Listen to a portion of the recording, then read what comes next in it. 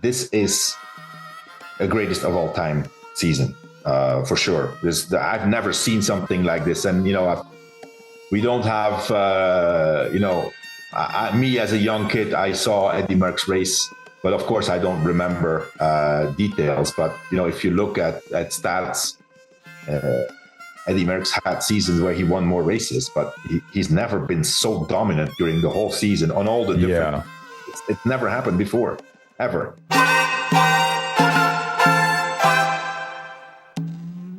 Hey everybody, welcome back to The Move. We are breaking down Tadej Pogačar's incredible performance to win his fourth consecutive Giro di Lombardia, Tour of Lombardia, Il Lombardia, whatever you want to call it. I think it's a seventh monument of his career. We'll get Johan's take on how did he do this? How is he making everyone look so pedestrian? And how long can he continue to do it?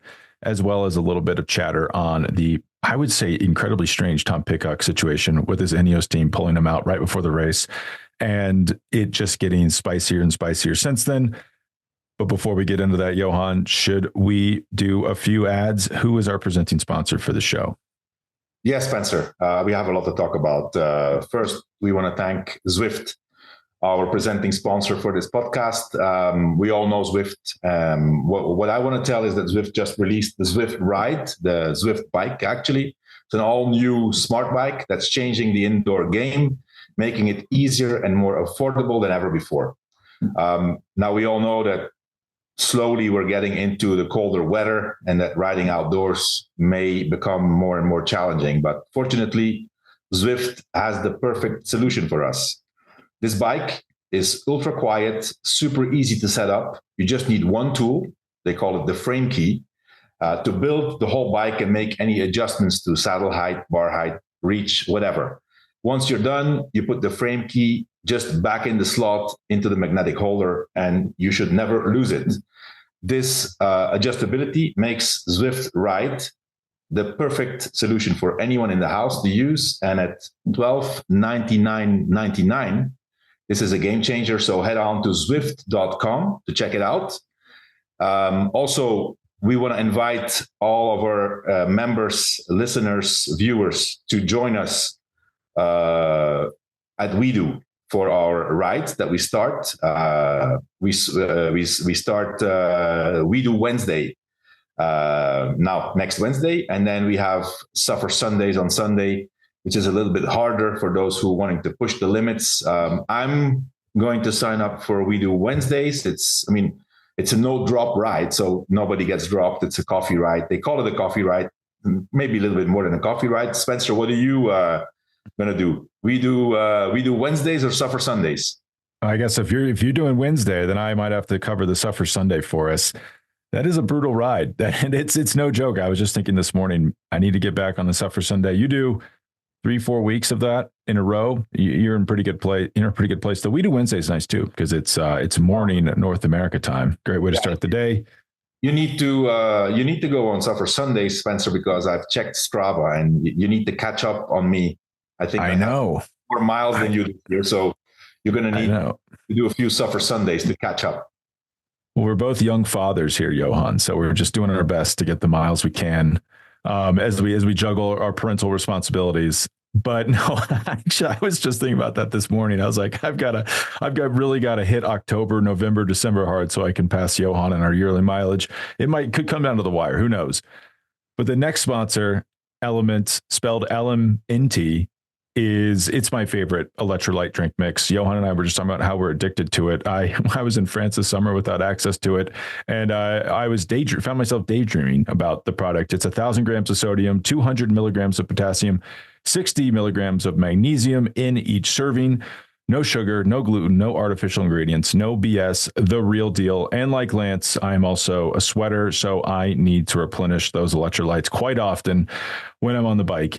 And best of all, if you don't like it, you can give it to a friend and Element will refund you. That's an incredible offer. But if you go redeem the code drinklmnt.com/themove, you will get a free Element sample pack that includes 1 packet of every flavor. This is perfect for anyone who's interested in trying out all the flavors. I've full disclosure, I've done this. It is a great way to try out all those flavors. Or you just want to introduce Element to a friend. It's available to anyone that is new or returning. That's quite intriguing. It's also exclusively available through partners like THEMOVE. You won't find this publicly available. And they offer a no questions asked refund, which is incredible because there's really no risk. There's no reason not to try this. Everyone should be pausing this podcast, going to drinklmnt.com/THEMOVE, spelled out THEMOVE, to redeem, their 8-count sample pack. And also be sure to try the new Element Sparkling. It's a bold 16-ounce can of sparkling electrolyte water. I've also been trying this recently, and I cannot vouch for it enough. I am truly in love with this sparkling can of beautiful electrolyte water. If you're I was down in the hot weather of Austin, Texas, actually, and it's the only thing that got me through the trip. But Johan, should we get in to the racing? Giro di Lombardia, Tadej Pogačar wins. Before we start with the racing, yes, we forgot on our last podcast, and I don't want to forget it again, to announce our Ventum Trivia GS1 winner. So we had during the Vuelta, we had a few episodes where people could answer questions. There's a winner who will receive a brand new GS1. The winner is, Ray Jasicki from Eau Claire, Wisconsin. Ventum randomly selected the winner amongst all the people who send in correct answers and shared his name with us. So congratulations, Ray. If they haven't done yet, Ventum will contact you and arrange all the details to get your Ventum GS1, my favorite bike, to you as soon as possible. So good luck and congrats again. Yeah, it's a great bike. If Ray is really finding out about it right now, that is, he will not forget this for the rest of his life. That's got to be an exciting moment, but that's a great bike. I'm jealous. I might enter this next year, see if I can win it. But Pogačar wins Lombardia, 7th career monument, 25th win this season, which is unbelievable. The most since Alessandro Petacchi in 2005. And he was a sprinter, and sprinters won a lot more races than riders who are climbers / GC riders / one-day riders like Pogačar. 316 gap, Johan, over Remco Evenepoel. I believe that's the largest monument winning gap since 1998 at Paris-Roubaix. And then Giulio Ciccone, 3rd. Super impressive performance. One Izagirre 4th, Enric Mas 5th. All those 3 through 5 actually colored me very impressed. But the gap over Evenepoel, that was, we had concerns about Remco going into the race. I think you pulled a quote in our preview show about how he said he'd be surprised if he finished the race. So benchmarking off that, I guess 2nd is pretty good. He did fool us with that. Yeah, that was clearly some sort of misinformation campaign. But there's the clinicality of this. I don't know if you watched it early, but there was a strong breakaway, and you could imagine it's dicey. Like there's good riders in there. Tymon Arnsman, Wilco Kelderman, Kevin Vermarka, American from DSM, Danny Martinez. I mean, these are guys like you could imagine this getting out of hand. And there was teams with multiple riders like Movistar and Visma, and UAE seemed unbothered by it. The gap got out to 5 minutes with about 100K to go.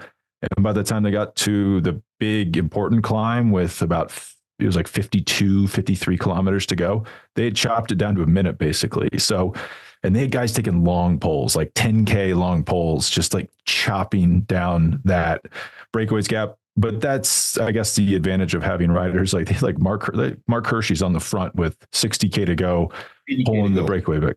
80K to go. That's quite the luxury to have. I think, Spencer. So we all in our show outcomes, we didn't pick anybody else to win, but Pogačar made no sense. Turned out to be the right choice. Going off his performances in the last weeks and throughout the whole season, we already said several times he's on a different level than anybody else, and it's only bad luck or mechanicals or a bad strategical choice that could make the victory escape from him. And this turned to be out the case. And I think he already, a few days before, I saw a quote from Bauke Mollema, who actually was also in the front of the race.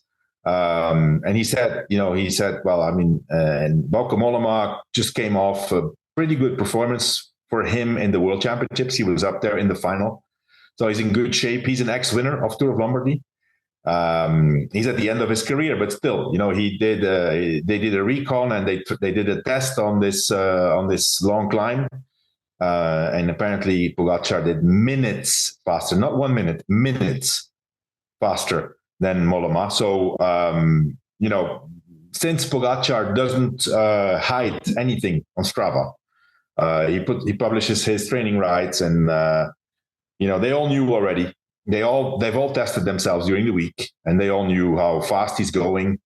And it was basically a numbers game. It was a numbers game, meaning watts per kilo. Pogačar, we all knew what was going to happen. The only variable was, and question was, and doubt was, is UAE going to be able to control this big break? And as you said, there was big quality in front, but with the team he had and the confidence they have in their leader, it was unbelievable. I mean, Jan Christen did an amazing job. Maika did a great job. Hirschi. And then, last but not least, Sivakov was amazing, setting up that attack. He went exactly where I think he thought he would go. And we could see that nobody really reacted. Just because they couldn't. He just, I think he went with like 6K from the top, more or less, 6.5 kilometers from the top. Remco, accelerated from the peloton, but never with the intention to follow. And so Remco also rode within his limits. He knew perfectly what he was capable of doing. Enric Mas, as we said, he's in great shape, was able to follow him. And then, the surprising Lennart van Eetveld, a young Belgian guy who, as we said in Outcomes, had been preparing specifically for this race by not racing anymore after his abandon in the Vuelta and preparing on the Teide in Tenerife, was there. But you could, visually, you could see actually on the screen, on the TV screen, that it was two different speeds. And if you look at, what happened, so he had about 1 minute 10 on top of that long climb, finishes with 3:15. I mean, what else can there be said? Remco was, surprisingly, was escaping from the other guys in the downhill, which is really, really nice to see, because it has been challenging for him. And this is actually the downhill. I mean, it's not the same downhill. They came from the other side, but this is the climb where he had his horror crash 4 years ago, or 5 years ago already. We all remember when he went off that bridge, off the cliff.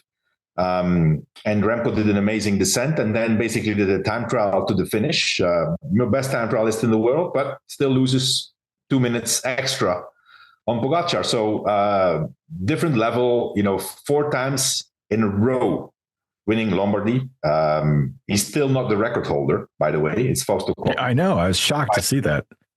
Won it 5 times, but just what a way to finish this incredible season. Started with a win in Strade Bianche, finishes with a win also in Italy and Tour of Lombardy in between. There's only 2 races he started for the win that he didn't win. It's Milan-San Remo, he got 3rd, and the Grand Prix Quebec in Canada, he got 7th. Every single other race he started, he won, except, of course, several stages in stage races. But, he won the Tour of Catalonia. Not many there, actually. Might just be two or three. If a Grand Tour. Oh, yeah. Stages, so Tour of Catalonia, I think that's 6 or 7 stages. He won 4 stages, plus the GC. Giro d'Italia, won 6 stages plus the GC. Tour de France, won 6 stages plus the GC. Basically, every single race he tried to win, except 2 or 3, if we count the stage he lost to Jonas in the Tour. Just those 3. I personally think that the time trial in the Tour, the first time trial, which was relatively flat. I think he calculated a loss to Remco there, but if you think about that kind of dominance, and there's been so many debates of, okay, where does it put him in terms of, greatest of all times? I mean, this is a greatest of all time season, for sure.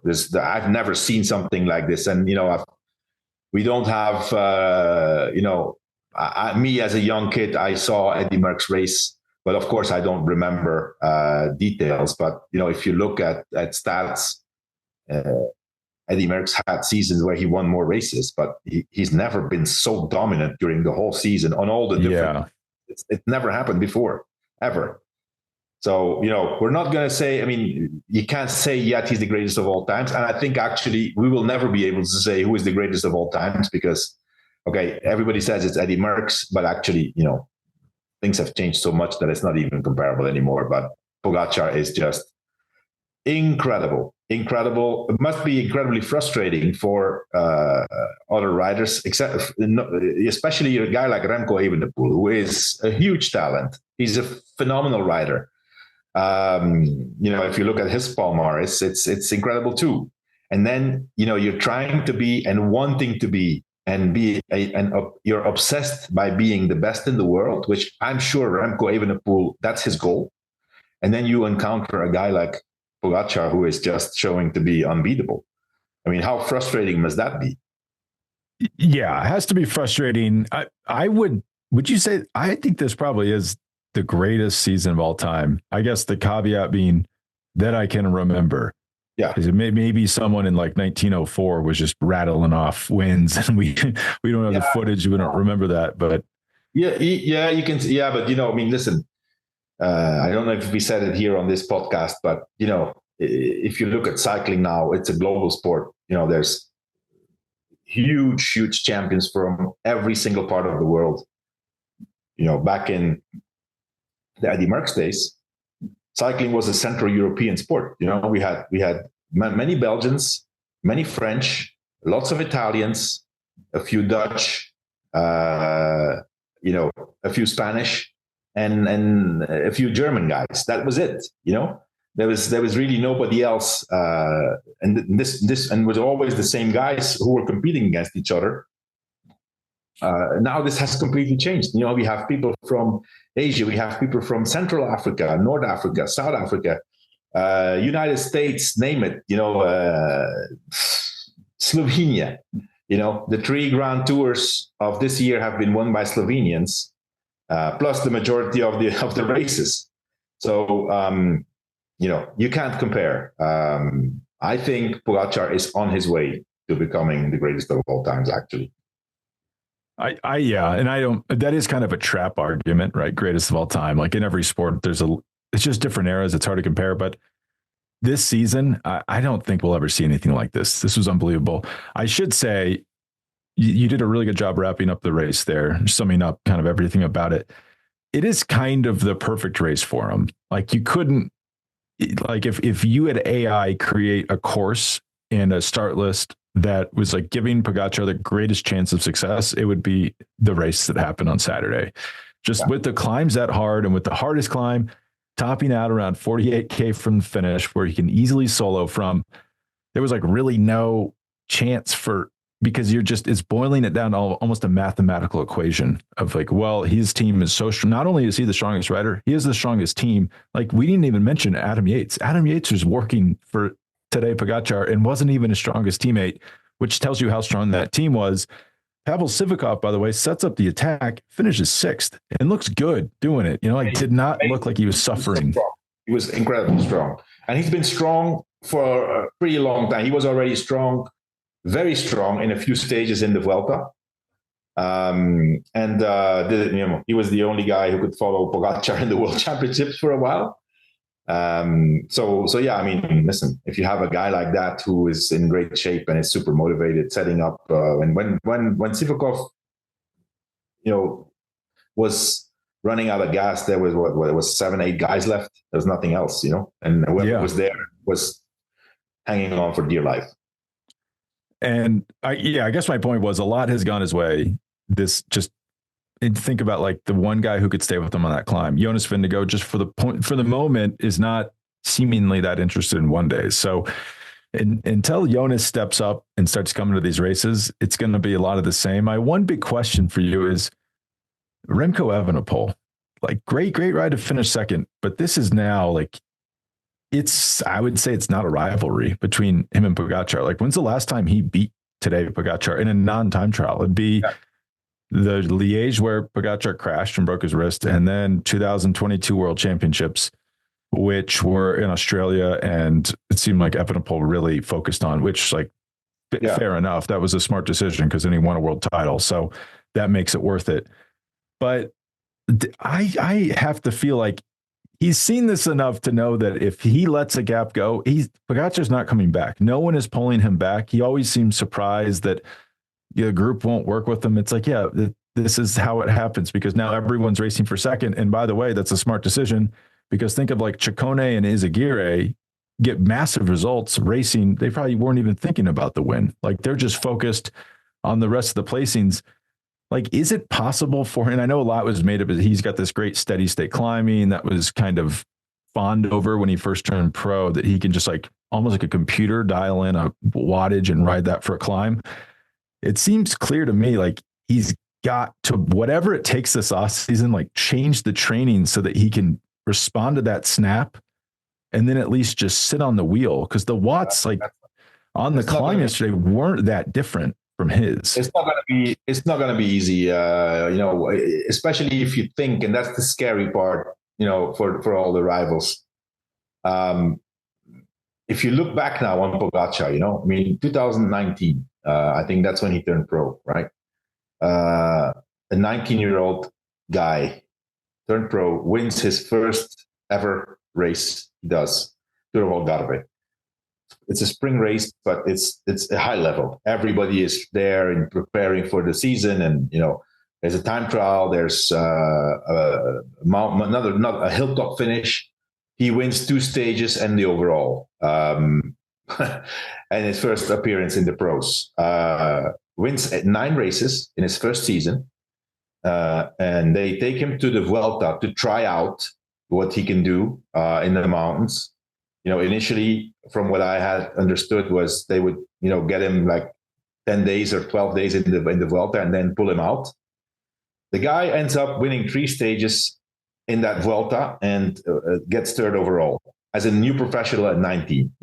So this has been coming for a long time. The thing is, if you look, 2019 and 2020 and 21, he wins the Tour, and if you look at him physically, this is a different guy. I mean, he was so good, and he was not professionalized yet. He was still, he was not super lean. He was figuring out his training. We all know that in the off season he changed trainers, which is, we never talk about this, but the scary part is that this guy won 2 times the Tour de France, not being maxed out. It was not professionalized. It was just a guy who trained, and of course he had a trainer and he was guided, and but he did not do his job professionally, as it seems that he's now. He's as a new trainer, new nutritionist, psychologist. From what I've heard, also it has been working with him, a guy from Belgium. Not unimportant. Worked with him and his wife actually in Monaco. We can talk about that afterwards offline. I have some information on that, but it looks like he got the whole package together of what needs to be done around him. And then last year in the Tour, he had an amazing start of the season, but then. Last year, just he went to the Tour with that injury, carrying that injury from a broken wrist from Liège-Bastogne-Liège, so he was not 100%. I don't know if that actually helped him to work even more, but we've all said, when we saw him appear in Strade Bianche, this is a different guy. I'll, have a look at this picture here, Spencer, which I found from straight after the finish in the Tour of Lombardy. And look at his waist. His waist is so small. I mean, this is not the same. I mean, he's just lean, and combine that with the power he has and the pedal efficiency, which is also something very unique, I think. He's smooth. His RPM, his average RPM in almost every single race he has won has been between 92 and 97. And then the time trials, he's around between 100 and 103 RPM. He's unbeatable right now. Unbeatable. I also want to take the opportunity to thank another one of our sponsors, Ketone IQ. Ketones are currently being used in all endurance sports. Personally, I've been trying them out at my level. I can tell you it works. We often hear that fasting and exercise are good for the brain. HVMN has launched the world's first drinkable ketone in 2017. Ketone IQ is their latest innovation on ketones with improved effectiveness, taste, and cost. Ketone IQ delivers clean fuel that can cross the blood-brain barrier, supplying your brain and body with sustained energy, mental focus, especially mental focus, and sharpness, putting you in flow, lasting for hours. Ketone IQ also has an official partnership with one of the top teams in the pro peloton, Visma Lease Bike. Riders are taking Ketone IQ throughout the entire stage, and they're working with them on research study with the university in Leuven on how ketones improve performance and recovery. They also launched, just before the Tour de France, an easy to stick in your kit liquid pouch that you can use when you're riding or running. You get 30% off your first subscription order plus a free 6-pack when you use the link ketone.com/TheMove. That's ketone.com/TheMove. Hey everybody, this episode is presented by Roka. Roka has invented a completely new class of eyewear, glasses optimized for performance. No other eyewear brand can keep up with what these guys are doing. They just keep making their stuff better and better. And even better, they have prescription glasses that have the exact same technology as their performance sunglasses. This is big for me because I have terrible eyesight. I have to wear glasses wherever I go, outside, inside, you name it. And the Roka Torinos have been massive for me on the bike. I can wear sunglasses that don't look too dorky, are lightweight, are fast, and I can see where I'm going, which is massive. And I don't have to wear contacts. But everything in Roka's line is unbelievably lightweight. You'll literally forget you're wearing them. They have the best optics in the market. No other sunglasses can compare. Crystal clear, fog resistant, and they don't scratch easily. And most importantly, they'll never slip no matter how sweaty you get. That is a selling point for me. And they're home built in Weedu's hometown of Austin, Texas. And by the way, you can build them on the website. You can just go pick anything you like and know that they work for marathons, workouts, trail running, high rocks, whatever you like to do. Just because it looks like normal eyewear doesn't mean it performs like normal eyewear. The Move listeners get 20% off Rokas. So just go to roka.com. That's ROKA and enter code THEMOVE at checkout. Again, that's ROKA.com and enter THEMOVE at checkout for 20% off. I've used this code myself. I can vouch for it. I highly recommend doing that today. I wanted to talk about a partner for this show, which is Helix Sleep. Helix offers 20 unique mattresses, including their award-winning Luxe and Ultra Premium Elite collections, the Helix Plus, a mattress designed for big and tall sleepers, and the Helix Kids mattress designed for growing bodies and endorsed by child sleep experts. If you have young children like I do, you know you'll do anything to help them sleep through the night. And there's no better place than to start with the Helix Kids mattress. But how do you know which one of these mattresses you want? Well, go to their website and take the Helix Sleep Quiz, and you can find your perfect mattress in under 2 minutes. And they'll send your personalized mattress straight to your door, free of charge. And you might be asking, how do I know which one I want? Or how do I know if I like it? Well, there's no better way than to try it out in your own home. And Helix lets you try it out for 100 nights, and you can send it back, no charge, if you don't like it. Helix mattresses have memory foam layers to provide optimal pressure relief if you sleep on your side, which is super relevant for me.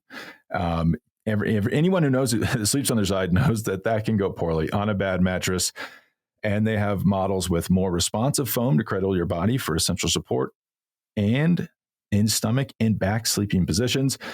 And they have enhanced cooling features built right into the mattress that can keep you from overheating overnight, which everyone knows if you sleep with someone else in the room, it's impossible to agree on a temperature that you both want. And this helps you solve that problem. Helix is offering up to 25% off all mattress orders for our listeners. So go to helixsleep.com/themove. That's helixsleep.com/themove.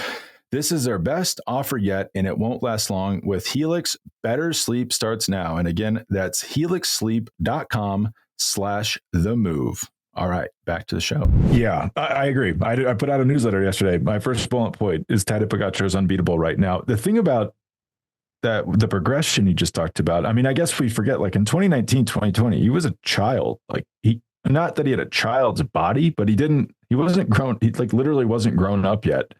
A teenager. And it makes sense that he just physically has gotten better since 2019 when he got third at the Vuelta and won 3 stages. Actually, looking at 2019, I forgot it was this good. Yeah, wins Algarve. Interestingly, 2019, Remco Evenepoel wins San Sebastian that year. And was probably the bigger prospect at the time. More people knew about him, obviously, until the next year when Pogačar wins the Tour. Also won the Tour of California. Yeah, and that's when I first started paying attention to him. That was a big race. I live in the U.S., from the U.S., and that was a big race at the time, and that really caught a lot of people's attention. Like he like to see a teenager show up and just win the Tour of California. Never seen anything like that. But he also, I saw a picture of him from the 2020 Slovenian Time Trial Championships, and his bike was kind of junky. You know, like UAE was not like a well-run team. And like, I think Tom Boonen was saying he's going like 3K slower than he should be. I think that's maybe a bit of an exaggeration, but the bikes, like Colin Lagos made those bikes a lot better over the last few years. As you say, the trainer, that was a big deal. And this shortening of the cranks, whatever is going on with the cadence is perfect. Because if you think of high cadences, like think of Chris Froome, he like high cadence, but too high. I think like, I don't want to get into the muck in the mire about the Froome cadence. We don't need to relitigate this, but just sometimes he'd look like he was going too fast and it just looked uncomfortable on the bike. Even when he was dropping everyone, Pogačar just it's a slower cadence, about 5 RPM slower at his highest power on climbs. And he's just ticking it over so easy. Obviously, if you just try to go out and do that without being him, you probably won't be carrying enough blood through your body and you just won't be able to hold that cadence. You have to be like a very special person to do that and in very good shape. So don't just try to go do that at home. But there probably is something to like, everyone should probably be shortening their cranks a little bit, at least one size, and try to spin a little bit more. You know what? I mean, yeah, I've been thinking about that. I'm going to try it out actually, because I'm still old school. You know, I come from an era where, you know, at the end of my career, I was riding because we were told so. You know, like the longer lever you have, the easier you can move the gears. So I was riding 177.5 in road stages and 180 in time trials. Just, you know, for example, Miguel Indurain was so long. Miguel Indurain was riding 180 all the time. How did he pedal through corners? For example, on all my bikes, I have 175 as standard, you know, because that's what I felt comfortable with. I'll try. I'm going to try to see if there's a difference. I don't think it's that simple, though. You know, it's not like, okay, you know, shorten your cranks and you'll be better. I mean, there's a whole working process behind it. You know, in my mind, mentally, I would say it initially did not make any sense because I was used to, you know, I grew up as a track rider, so I was used to riding 165 cranks on the velodrome, especially on steep velodromes where you would actually it was because, okay, you need high cadence, but also you were not, you know, you had to make sure your cranks didn't touch the steep bend, you know. But I always thought that, you know, 165 cranks, it would be more difficult to move the gears, you know, to move the big power. Turns out that, you know, if you really think about it, because the hip angle is more open, it's actually the opposite. And, you know, there's a lot of things that are completely the opposite. You know, I was talking to somebody yesterday about it. You know, back in the day, I come from an era where we had, you know, narrow tires, 19s or 21s, you know, with super high pressure, 7, 8, 9 bars. Now they're riding 28s, 30s, and even 32s with low tire pressure. And the efficiency is the same, if not better. So, there's a lot of things that nowadays make sense because scientifically they are proving it and they're able to measure it. We were not able to measure anything. It was just, okay, that's the way it is because it's always been done like this. And, big champions from the past are doing this, So, I think on that part, Pogačar has everything dialed in perfectly. I'm hoping for his rivals that he can't improve that much anymore, but I'm not excluding that this guy will still get better. Yeah, and he's optimistic. The team's gotten better, over the years. So if he's on the old UAE, even on yesterday's course, it's like at the World Championships, things were getting a little hairy because the team was falling apart. 100K to control it. Okay, I'll just attack and go away solo. But, there's a path that he doesn't win that world title. There's not really a path that he doesn't win Saturday at Lombardia with the team and that course. I mean, just on the cadence, and I do think when you shorten your cranks, you get more aero, but also someone explained to me, maybe when you're pushing big gears, there's a little bit more pressure on your knee because the lever's shorter. So at the point where you have to push the gear down, there's more stress just on your knee joint to actually push through that gear. So that is a slight downside. That consult your physician before you shorten your cranks is my point. But for the not the final climb, but the big climb, second to last climb, 30 minutes roughly, his cadence is 100 RPMs. You go to like his attack and like after the attack, his cadence is 101, average. So it's like basically the same. And even the power, like this is a testament to both him and his team. And I have a little computer that I use for the power based on VAM and time and things like that. And rider weight, bike weight could be a little off, especially with drafting, but just the numbers that spit out for me, 445 watts for about 31 minutes. It's pretty good. Not bad. That's just quick watts per kilo. That's 6.8 watts per kilo. Final 12.5 minutes. So this is after the attack, 460 watts for 12.5 minutes, and then final 10 minutes, 467 watts for 949. So that's obviously very impressive. Like that last 10 minutes is 7.2 watts per kilo. And that's in a 6-hour race with almost like 16,000 feet of climbing. So there's a lot of fatigue in his body when he hits that climb. But that shows you just the team can keep that pace so high and so steady on that climb. It was like the smallest peloton. It looked like an end of a mountain stage at the Tour. It was this tiny peloton when they're on the climb, and they can just keep it so taut that everyone's gassed even before the attack comes. And when the attack came, the smart riders were thinking, well, I won't even try to respond to this because there's no point. But Johan, my long-winded question is, how would you stop this? Like if you were Remco Evenepoel's director, you get called out of this podcast, you have to go direct Quick Step for this race.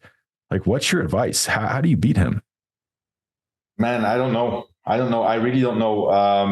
You just have to keep working, try to do whatever he does and try to do it, try to train more, try to do it better. And then hope that, not every season is the same. Let's not forget, Pogačar had the ideal season on all levels. He didn't have a crash. He didn't have an illness, although he said he had COVID before the Tour. Don't know if that, maybe he was a slight symptoms of COVID or something. No mechanicals, stayed healthy. Lots of his rivals, his two main rivals, Jonas and Remco, had big issues with the crash. In the Basque Country. Let's not forget that Remco he broke his shoulder, he broke his collarbone, had a surgery. So, and all seasons will not be the same. It's not a mathematical question, so they have to hope that, they have to do their job and try to be as strong as possible. And then, just ride, The problem they have is that Pogačar, if he stays the same, his team keeps getting stronger and stronger. So you can also not use a lot of tactics anymore by trying to outnumber him or sending big groups, in breakaways. It doesn't look very promising. But hey, cycling is not an exact science. We can expect anything, and let's see how he deals with the off season. He's obviously going to be very, very in demand for all different kinds of celebrations and this and that. And when you get to that type of level of stardom and popularity, it comes with a price also that you are in demand. So that's going to become more and more of a burden, and he will have to, select the commitments in the off season more and more. But from what I see, and from a distance, I don't know Pogačar at all personally, but it looks like he has a pretty good head on his shoulders, and that he's well surrounded on the family level. Everything looks really good there, so I'm not that worried that he's going to get drawn into this stardom and being solicited from all different kinds of events. If Jonas Vingegaard is at this race, is the outcome any different? In Tour of Lombardy? Yeah. Wait, no, that's bleak. That is, oof. No, I think Jonas would be at the maximum he would have been with Remco. I mean, first of all, he's already not a one-day racer. He could be, especially in that kind of race, but it looks like he's not interested. So he did have a child, right, in August. So we're kind of judging. Yes, okay, yeah, he did. Yeah, he did, but I mean, it's not really a reason to finish your season. I mean, he did race. I think he did race, and he won the Tour of Poland, right? He won the Tour of Poland. For the Vuelta. So it's pretty impressive considering it's not a great race for him. Well, I mean, he's a strong rider, so he didn't miss the stage, but he won the overall. So. But he cut his season short quite early. He didn't race much at all during the whole season. So I don't really know why he didn't race anymore. Just to stay active, just to stay motivated, to have some goals. Obviously, he knows better than we do, and his team knows what they're doing. So I'm not criticizing that, but I find it a very long time to be without competing, and not just from the physical point of view, but also, you kind of have to keep your points of reference, where you are at which point with your rivals. And so yeah, I mean, it's actually unbelievable if you think about, we talk about the 2022 and 2023 Tour de France, and we were all thinking, okay, Jonas is just freaking so strong. He's going to win the Tour. There's no way Pogačar can beat him anymore. There comes Pogačar. He just blows everybody away, including Jonas. Okay, he did have, of course, this very, very heavy accident and these crazy injuries. But I'm tempted to say that even the Vingegaard of 2023 would not have beaten the Pogačar of 2024 in the Tour de France and in other races. No, it has to be like new and improved Vingegaard. What's odd is he almost learned it from you in Armstrong. Like that's what Lance would do, right? Just shut it down after the Tour and then ramp it back up. It's like he's almost following that same schedule. I mean, and who knows? Like, remember Josh Tarling? We thought he'd be great at the Vuelta time trial, and then he didn't do well, and a lot of stuff came out that the emotional after the Olympics, he couldn't pick himself back up again. Who knows with Jonas? Maybe that was such an emotional roller coaster at the Tour that it was just too hard to keep competing after that at a high level. Yeah. But just one more thing, Spencer, about Pogačar, and we have seen, and you have seen this, there's certain, people criticizing him or, because he's so dominant and questioning the performances of Pogačar, and people are saying, okay, is this normal, or his performance is credible, right? And I've been asked this question today on a bike ride, for example, with friends. They all ask, hey, is this normal? How can this be? I want to go back to 2018. And I don't know if I'm pretty sure I already told this story here on the podcast, but I want to repeat. 2018. So Pogačar's 18 years old, I guess. He's 18 then, yeah. He wins the Tour de l'Avenir, which is the highest level race for under 23 riders internationally. It's a mini Tour de France. He's in the leader's jersey. He has a weak Slovenian team. And the last stage is a mountain stage. And they do the Col de l'Iseran. I have the profile. I just pulled up the profile here. They do the Col de l'Iseran, which is a huge climb. Goes to 2,700 meters. It's a 150 kilometer stage. And then they do a horse category climb, which I don't know, Col de Chaussy. And then they finish on the Col du Glandon. Col du Glandon, for everybody who rides bikes and has been in the Alps, Col du Glandon is a big climb.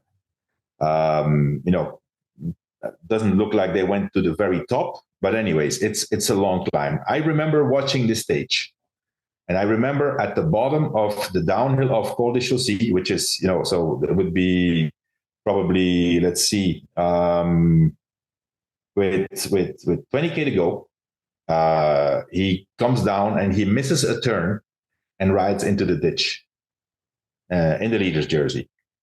And gets out. The other guys are organizing themselves, and they ride like crazy in the valley to the bottom of the Col du Glandon.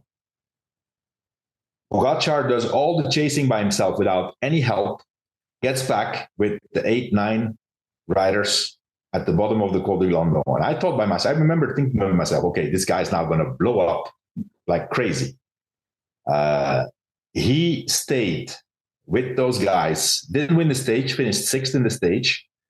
But it was that performance really struck me as something unbelievable, because it was he was by himself doing all the work. And then if you look, and I have the results here so it was an almost 3-hour race. Pogačar finished at 6. So I'll tell you the first 7, because there were 8 riders together. 8 riders together. Gino Mader won the stage. He won 2 stages in that Tour de l'Avenir. Gino Mader. Second, Eddie Dunbar. Third, Clément Champoussin. Third, Alexander Vlasov. Fourth, Vlasov. Fifth, Ivan Sosa, Colombian climber. Sixth, Pogačar. Seventh, João Almeida. Eighth, Thymen Arensman. I mean, those were the best in the world. And this 18-year-old guy did something unbelievable. And from then on, I've been following this guy. I mean, this was crazy. Crazy how good he was already very early on. And then he turns pro, and we all know we just talked about what he did in his first year, and he just went on and on and on and improved. If you look, the results here, Tobias Vos was 10th, Mark Hirschi was 11th. The best in the world at the under 23 level, who are still the best in the world now. But there, as an 18-year-old already, he showed what he was made of. So that's one thing. And then, if you see how he has evolved, physically, his confidence, I have absolutely no indication at all to have any doubt about his performances, other than that he's an amazing professional, and that he's a super talent who just is right now on an amazing level, and he's on a roll, and everything seems to work out unbelievably for him. I mean, I don't know if you saw the picture he posted on his Strava that goes together with Tour of Lombardy. It's Tadej Pogačar in his world champions outfit before the race. If you look, it's before the race. He's not dirty or anything, and he has a big, huge green fist of the. Yeah, I saw this. Yes, yeah. So I mean, that's how confident he is. Of course, he took the picture before the race. He didn't post it until after the race, but it seems to be a game for him. Yeah, obviously I don't know anything. Like, I don't want to stand up on a soapbox and say he's clean, I promise you, and then he's not. But the thing that for this, I've gotten a lot of questions like you have, Johan, over the last 24 hours. Like, how is this possible? The thing I would point to is just the line to line dominance every year. Like, he's always been good, as you said, since he was a kid, but just he's good from like the first race to the last race. That's not, at least historically, how profiles of people that are bending or breaking the rules have been. Like, usually there's some sort of refractory period after you've been naughty, or however we want to say that. But just the fact that he's so good, and like, maybe he's just, you would not normally even take that risk either. Like, why would you break the rules of the Tour and then also Lombardia? Like, you're not going to, a normal person with a risk calculation wouldn't do that. So I don't know anything, but that's pretty promising. And then even the U23 results you just listed out at L'Avenir, that didn't used to be like that you'd read the top 10 places of the hardest stage and all those guys are good pros 5-6 years later. Normally it'd be like, I just have another thing here. So he was 2017. So he was 17 years old, right? Tour of Slovenia, his home race, but he's 17. Let's not forget, 17 years old. It's a high level race too. He finishes fifth in the overall. The winner of the race is Rafael Majka, was at Bora. Second is Giovanni Visconti, who back then was at Bahrain. Third, Jack Haig, very established pro. Fourth, Gregor Mühlberger, who was at Bora also. Like Matteo Cattaneo was behind him. I mean, he was 17. This is 7 years ago, and he was fifth in the Tour of Slovenia already. So, unbelievable. And he's kind of the perfect mix of physical. I'm going to take a big leap and say he's physically talented, but then just also the mental component of, you're right, it's a game for him, but he's also a cutthroat competitor. Like someone like, and we'll get into this, Tom Pidcock, maybe this is a perfect segue. I don't know, maybe Tom Pidcock is just as talented as Tadej Pogačar is. He just doesn't have the focus on the road. He's doing great things on other races.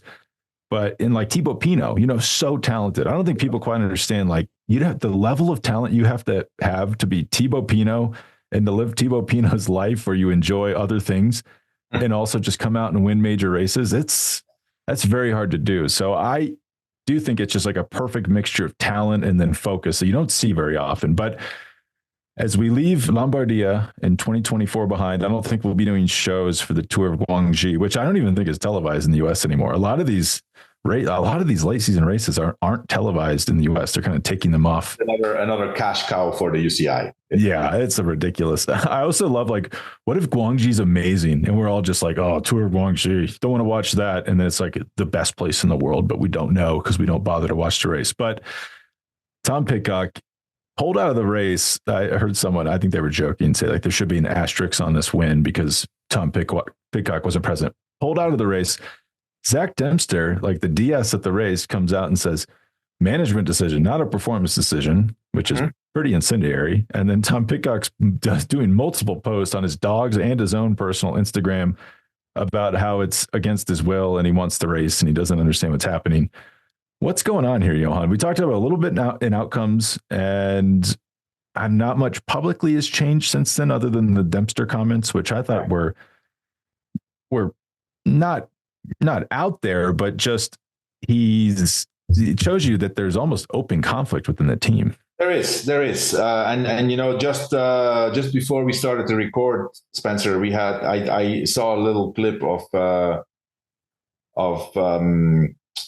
the podcast of Geraint Thomas. Yeah, I saw this clip too. I think they were discussing it. So he and was it with the Plus, Laurence de Plus, I think. Yeah. So he said, I didn't know anything about it. We don't understand. What we do know is that Tom has a huge contract. Tom is not happy with the team. The team is not happy with Tom. And then he also said there's people around Tom who are not acting in his best interest. From what I understand, there's a little group around Pidcock within Ineos. It's like, it's Project Pidcock. So he is a road racer, but he's also a cyclocross racer and a mountain bike racer. So that he has like his own little team of confidence around him.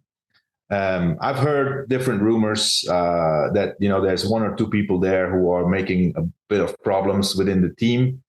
For me, it's clear that this is the end of the road for Pidcock at Ineos. I don't think there's any way out of this. I think the question is now going to be, it looks for me from a distance, right, that Ineos wants to cut costs and that they want to get rid of the expensive contract of Pidcock. This exclusion from Lombardia, I don't know on what it is based, and it is from the superior management team, which made that decision. Apparently, there's 7 people in there. There's not many people in there who understand, who know something about cycling. I know of one who's in there, and I even think that he doesn't know a lot about cycling. That's apparently the person who knows most about cycling. Is this including Dave Brailsford or not? No, Brailsford is not in that team. Okay, Brailsford is the head of Ineos Sports Performance, all the project together, and I think he's focusing a lot more on soccer. So I don't think Brailsford is. I mean, it's a bit strange to me to see that Brailsford is so detached from the cycling team. It's something that he built. I remember Brailsford being the head of performance at British Cycling, and out of that came Team Sky, and they did an amazing job. And he was at the head of everything and behind every decision. And I think the success of Team Sky and Team Ineos at the beginning was majority thanks to Dave Brailsford. Now, we've already said a few times in different podcasts, Spencer, we don't understand the people they're hiring. Then we see other people leaving, which is a surprise. To me, it started to become, I saw some really red flags when, first of all, for still apparently no explainable reason, their head DS, Steve Cummings, got put on the side before the Tour de France. He was the guy in charge of all the DSs. They, for some reason, I don't know what happened, they said, okay, you're staying home. And then they came out with some kind of ridiculous statement. Yeah, he's Cummings is going to manage everything from home. Makes no sense. And then when you see a guy, for example, like Dan Bingham, their engineer aerodynamics specialist, the guy who was behind the hour record of Pipo Ghana, who actually broke the record himself first. He leaves and his assistant leaves. They both go to Red Bull. Man, there's stuff going on there, which is strange. So I think, something tells me that Ratcliffe is not that interested anymore in the cycling team, or if he is, the people around him who are advising him are not, and they want to get rid of the team. And to me, this looks like a gradual fading out of the existence of Team Ineos. I see they have contracts till 2027 with certain riders, and I think now they're looking to how can we accelerate this process to get out before 2027 and save money. I mean, reportedly they're still putting 40 million in the team this year. So combined, you think that's pounds or euro? Probably pounds, which is a lot. Yeah. Even if it's euros, it's still, even if it's euros, combine the money from Ineos with all the other sponsors, it's 50 million, so I think Ratcliffe is, he bought a little toy and he's gotten tired of his little toy. And now they're making decisions because, they haven't signed any huge rider. And Pidcock was their biggest talent, or is their biggest talent. Carlos Rodriguez reportedly is on a big contract, but and they have signed young talent, but not big contracts. So yeah, they did not make any significant investments And on top of that, they're losing a lot of riders. So to me, this looks like it's the beginning of the end of Team Ineos. They're definitely going to be around next year. 2026, I'm starting to have my doubts if they're still going to be around. 2027, I don't think so. I agree with you. I think they are. Like, the moment Manchester United, which was partially purchased by Jim Ratcliffe, like, that was the writing on the wall that the team's probably not going to be around for a long time. I still can't quite wrap my head around the late pulling of Pidcock. Like, why escalate it? Makes no sense. I mean, I guess like theories I've read, who knows if these are true, but one of them being, oh, they couldn't risk him getting hurt because they're about to sell his contract. And if he gets hurt, the other team wouldn't want to buy it. Like, well, I guess, but at the end of the day, like, you need result. Like, what are we doing here? Like, imagine being on the ground and you're there to support Pidcock and he gets pulled out of the race, like from mechanic to rider. That must have been so demoralizing. Spencer, they're not going to sell his contract. I mean, at most. Well, they wouldn't be able to get rid of it. They can let him free, and then at this point, there is no team who will pay the contract of Tom Pidcock. And because whoever can afford it, they're also business guys, and they will take advantage of the opportunity. They'll say, okay, you know what? If you make 4, we'll pay you 2.5, and Ineos needs to pay 1.5 to make up for it. It's still a 2.5 million gain for Ineos if they want to, look at it purely financially. And Pidcock's if it's true that Pidcock has 4 million, he will want his 4 million. There's no doubt about that. I mean, and he has a good agent, a smart agent. And he's going to make sure that Pidcock gets his 4 million, no matter if it's all from Ineos or all from another team, or if it's a mix of both. That's what I see. And you know what? I mean, there's not that many teams. We've talked about it in other podcasts. Q36.5 have shown interest. From what I understand, there is buying power behind that team that could afford the contract. And so that kind of makes sense. There's obviously not going to be any conflict with any of the riders who are present in that team. There's no competition. You could say, well, if there's another team that could be interested, for example, is Red Bull Bora, right? He's an interesting guy for that team. They do have the buying power if they want to, but then is Pidcock going to fit into that structure? Right? They have Primoz. For now, there's strong rumors that there may be not next year, but maybe in the future, Remco may move to Red Bull Bora. So that's not going to work together. So I think the indication of Pidcock, first of all, I think he's done with Ineos. I can't see that going on unless there's a major shift in the situation. But getting the information of being 2 days before the Tour of Lombardy, you're just come fresh out of second place in Tour de Emilia. You're in great shape. You're the best rider of your team, and you get told he said it literally himself. I got deselected. I mean, it's not like I didn't get selected. No, I got deselected. On the team bus. That's not repairable, in my opinion. So that's the end of the road. So maybe the Q36.5 option makes a lot more sense than we think. Yeah.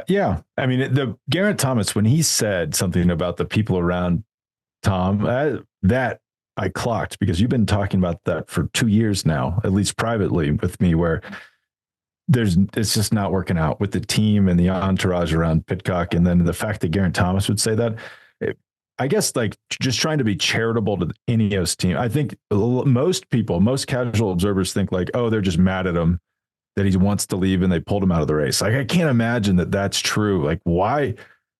You're punishing yourself. Like, your team could have had a result there by pulling him out. Like, I kind of wonder if it's more complicated. Maybe Q36.5. Let's pretend they're ready to just take over the contract or just pay Pidcock and agreed upon amount. Ineos can walk away.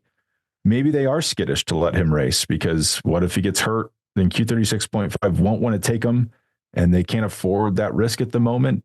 That makes no sense, Spencer. I mean, for that one race that left in the season and 2 days before the race, that's not valuable. Didn't Max Schachmann get hit by a car? There was a random woman driving on the course. Makes no sense. Well, we'll be back for our weekly show this coming week, and maybe we'll have more information to share on the Pidcock news. But do you have anything else more to say about Lombardia, Johan, and Tadej Pogačar before we go? I think we've covered it all. Looks that and this looks like it's going to go on in 2025. So everybody else in the pro peloton, do your homework. Yeah, get to work now. Start studying about how to have the strongest team and the strongest rider in the sport. Go. You have a few months. Well, thanks, Johan. We will be back, like I said, for our weekly show in a few days. And I think Outcomes is probably won't be back until next year, because this is the last race we're really going to talk about in depth, at least in 2024. And so we will talk to everyone later. We will be back. We will be back by before the end of the month with the Tour de France route announcement. Oh, yeah. Yes. 27th of October, I think they announced it in Paris. So we'll be back to comment on that. There'll be 400 kilometers of time trial, flat time trial, so that someone has a chance of beating Pogačar. Yeah, I've seen some a sneak peek. It's going to be a nice Tour de France. There's some really, really good iconic climbs in it. All right. Well, thanks. And now I'm looking forward to that route announcement. But thanks, and we will talk soon.